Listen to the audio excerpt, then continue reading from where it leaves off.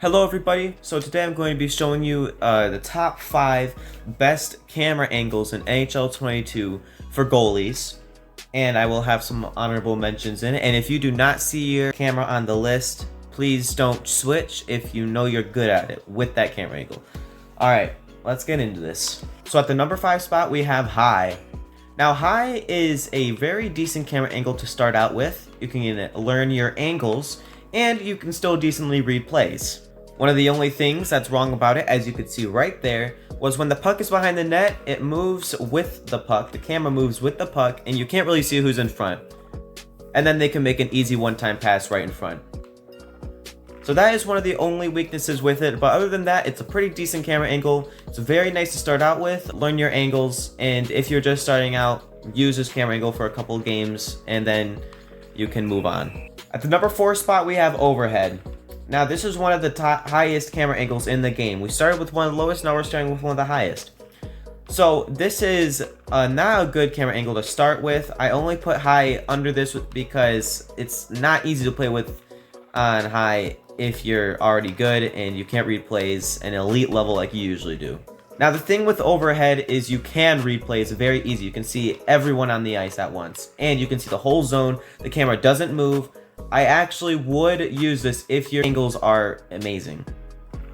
If you know what your angles, you know where to be, wherever the puck is, relative to the puck, you can use this camera. Now at the number 2 spot, we have Classic. Classic is very similar to what we just dealt with. You can see the whole zone is a little bit lower and it's tilted more towards the ice. So I think that's a much better alternative because you can still see everybody on the ice and your angles can get a little better. I still wouldn't use this if your angles aren't great though, because it won't be reliable if you don't know where to be on the ice at all times. Although I think this is an amazing camera angle if you are playing against a good team and you are a good goalie. I wouldn't use this to start out with if you are trying to get better. Now in the number 2 spot, we have Dynamic High. Dynamic High is phenomenal. It follows your goalie instead of the puck, which I think I could really get used to. And I also like how the boards really aren't in the way too much. The only time when they are in the way is if they are behind the net, which of course happens all the time, but it's not like they can shoot from there and score. And of course, it is pretty similar to Classic. You can better read your angles and you can still read plays. Now for some honorable mentions. Action. Well, of course this would be a good camera angle.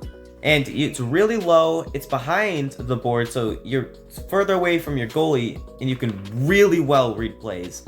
And you can still get your angles perfect. Now, let's get the elephant out of the room. This is why this is not in the actual list. The boards and the goal lights are always in the way.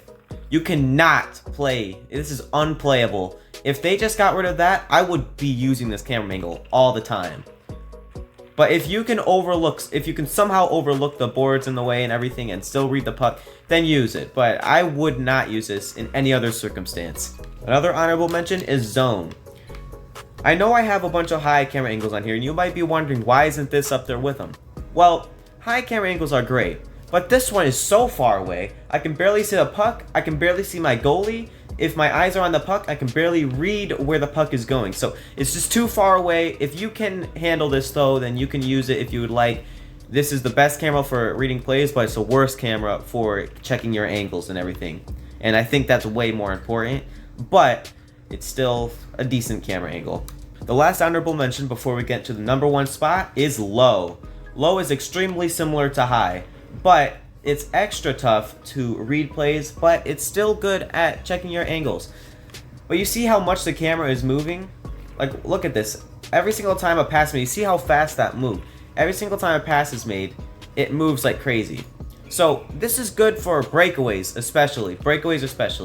Because you can, the camera follows the puck, of course. And it doesn't follow your goalie at all, which is, I think, is way better. So you can easily read what is going to happen with the puck. And like I said, it's really tough to read plays. It looks like you can get screened yourself with your own eyes a lot more and can't see the puck. So that's really some of the only downfalls. So if you think low is good, just use high. It's very similar and you can still see the puck. Now for the number 1 spot in the whole game that I think anyone can use to get better, if you are an elite goalie or someone just starting out, is fixed. I think everyone knew this was coming. Now, this is absolutely fantastic for reading angles and still reading plays. It is phenomenal on every level.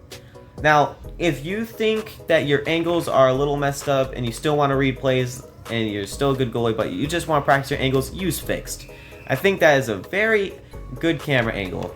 I really do like how it does not move at all, unless it's behind the net. That's the only time it moves, but it does not move at all, which is fantastic.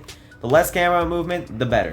So if you are trying to find a camera angle, use fixed if you're not already, because this is some of the best camera angles. It's been the best camera angle for years now. I don't use fixed myself, but if I do find myself not doing good on a camera angle, I just switch to fixed and then figure it all out. Alright everyone, that will be the end of the video. I hope you enjoyed. I haven't made a video like this basically in forever. The reason I made this video is because someone asked in the comments. I'll just show it. Someone asked in the comments what camera you use. I told them I'll just make a video because there are plenty of cameras you can use. So yeah, that'll be it for this video. Hope you all enjoyed. Alright, see you guys.